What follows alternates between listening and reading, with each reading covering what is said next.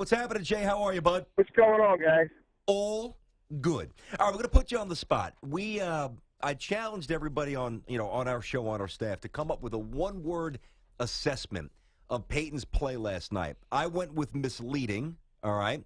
Tiki went with dangling, meaning he's still kind of hanging by a thread. He's not fully convinced. Our producer, Samter, used the word encouraging, and our engineer used the word economical. What do you got for us, Jay? Well, fool's gold. Will we go with that as a combination hybrid word? Yeah, we'll put a hyphen in there so it's one word. Go. Yeah. Elaborate. Okay, I'm feeling you. Go ahead. I think you got to be careful because what works can't work for 60 minutes, and I think that's what's being obscured. Like, do you really think that the answer is shotgun all the time? Let's declare our intent. Let's throw the ball 50 times a game. Like, you think he gets through 16 weeks that way? No. You think you can run an offense that way? No. Like, I know Kubiak's taking a lot of heat, but, like, they're trying to save this dude from himself. Yeah. But why aren't they running the ball more effectively? Why aren't they running the ball more effectively, or at least trying to? I don't know about the offensive line. Yeah. I really don't. Yeah, but you don't know about the offensive line. They can't protect Peyton either. I mean, he got sacked so many times early, just falling down at this point. That's why I'm saying. So really the answer is, like, I get it. Shotgun gives him an extra half second, an extra three-quarters of a second before somebody tears his head off. Yeah. But they kind of know what's coming. Yeah. They've got to keep trying to run the ball because they need to try to keep defenses honest. They need to try to keep people off of his neck, literally. Yeah. So I think what people are forgetting is they're looking at the long view. They saw what he was at the end of last year, and they see what he is now, and they're saying he won't even be what he was last year if we can't protect him more this year, which means even if we're only running 2.8 a clip or 2.5 a clip or whatever, we need to put him under center and run the ball a little bit to kill some clock, to get these ends from being able to just absolutely tee off on him, and to try to remain in some semblance of a balanced offense. Yeah, speaking of a guy who puts pressure on quarterbacks, the New York Giants don't have one, and I'm staring at this picture of JPP right now and his hand that is missing one digit for sure and half of two other ones. We don't know what's going to happen ultimately with him, but can he play like that? No one's told him no. No one's come close to saying that, including the Giants. And I think that's being obscured a little bit here.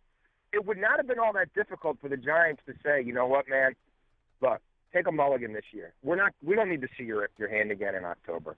Let's, whatever. It's not going to happen this year. We're going to pull that franchise tag.